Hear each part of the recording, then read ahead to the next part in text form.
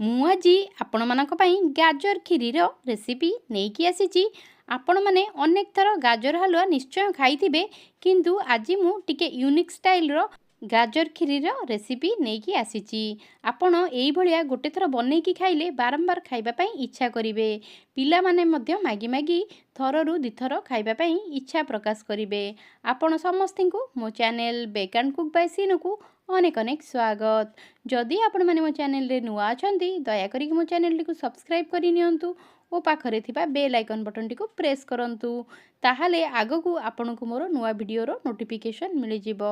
ताहाले चलंतु जमा डेरी न करिकी फटाफट आमे ए रेसिपी टी को बनेबा स्टार्ट करिबा। मु एठी दुईटा गाजर को एई भळा बे ग्रेट करिकी नै नेची। आपण चाहिले ग्रेटर हो किंबा आपण ग्राइंडर रे मध्य यार छोट छोट पीस करिकी नै परिबे। तापरे गोटे कड़ाई रे आमे 2 चम्मच घियो देई दबा। आउ तापरे जो ग्रेट करिकी गाजर रखिथिले सेई गाजर टी आमे एठी देई दबा ओ देई साला परे आमे याकू गोटे थर भाजिगिरी नै नबा। गाजर टी हल्का टिके कलर चेंज हो गला परे आमे कोन करिबा ना एथरे लूण ऐड करिबा। मु एठी पाखा पाखी हाफ टी स्पून रु भी टिके कम लूण ऐड करि नेची। तो देला परे आमे कोन करिबा ना को गोटे थर मिक्स करिकरी नेई नबा। जे पर्यंत हमरो गाजर टी भाजी होजी मु से पर्यंत आपनको देखौची। देखंतु आमे कोन करिबा ना एठी किछि चाउल बतुरै कि नबा। मु ए चाउल टी को पाखा पाखी 2 घंटा पय बतुरै कि नै नेथिली। तापरे देखंतु आमे याकू भल भाबरे धोईकी गोटे थर नै नबा। तापरे मु एठी किछि आलमंड पाखापाखि 6 रु 7 टी आलमंड एवं 6 रु 7 टी काजू को एई भळा भाबे भिजेइकरी नै नेथिली। आउ आलमंड रो स्किन सब आमे एई भळा भाबे छडेई नबा।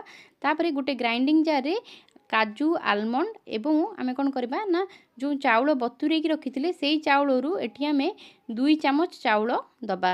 तो बाकी चाउल आमे खीरी रे व्यवहार करिबा, किंतु ए सेइथरु 2 चम्मच चाउल एथरे देइकी आमे कोन करबा ना गोटे स्मूथ पेस्टार बनै नबा ग्राइंडिंग करिकी। मु आपनको देखौची। देखंतु एकदम चिकन एवं पालिश मु एठी बाटिकरी नै नेची। तापरे आमे याकू साइड करिकी रखि नबा। तापरे कोन करिबा ना आमे देखंतु वर्तमान ए गाजर टी हमरो बढिया भाबे भाजी आसिलानी।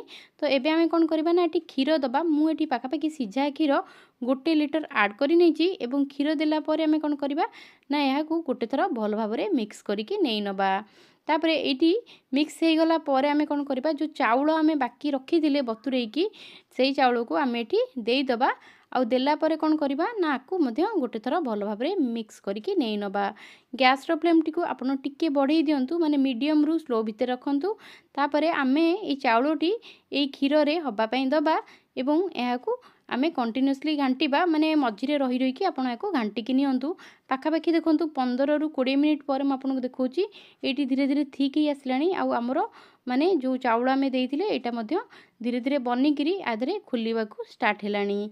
तापरे एई भळा बे डंकी पछपटे टिके आमे हल्का रब करि नबा।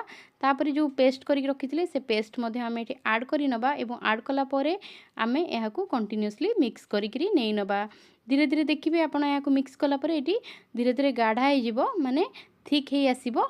आउ आमे याकू कंटिन्यूअसली मिक्स करिकी नबा। तो जदि कंटिन्यूअसली मिक्स न करिवे मे बी एटा तळे लागि जाय पारे बा लम्प्स पड़ी जाय पारे। तो आपण ए भळा बे आकू कंटिन्यूअसली मिक्स करि नियंतु। तापरे आमे एटी चीनी ऐड करिबा। मु पाखा पाखी एटी आधा कप चीनी देई देची। आउ चीनी देला परे मध्य आमे याकू गोटे थर भल भाबरे मिक्स करिकी नबा। तो आपण एटी आपणकर टेस्ट हिसाब रे चीनी कम बा बेसी मध्य करि परिबे। तापरे देखंतु आमे एटी की ऐड कला परे आमे एटी किछि गुजराती गुंड दबा। मु एटी 4टी ग्रीन इलायची को भल भाबरे कुटिकी नै नेथिली एवं एहाकू मध्य एटी देई देची। आ देला परे आमे मध्य एहाकू गोटे थर मिक्स करिकी नबा एवं गैस रो फ्लेम टी को आपण एटी पूरा पूरी स्लो करि नियंतु। आ स्लो करि नेला परे आपण एहाकू गोटे थर भल भाबरे मिक्स करिकी नै नियंतु। वर्तमान देखंतु हम खीरीटी रेडी हे गलानी।